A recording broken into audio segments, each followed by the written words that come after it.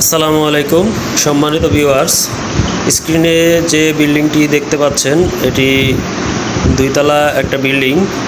আপনারা দেখতেই পাচ্ছেন বিল্ডিংটাতে 4টি বেডরুম রয়েছে। আপনারা যারা গ্রামে গঞ্জে 4টি বেডের একটি ইউনিটের দোতলা বিল্ডিং করতে চাইছেন তারা এই কাজটি দেখতে পারেন, পছন্দ হলে করতে পারেন এবং আমাদের সাথে যোগাযোগ করতে পারেন। ভিতরে রুমগুলো কিভাবে আছে আমি দেখানোর চেষ্টা করতেছি।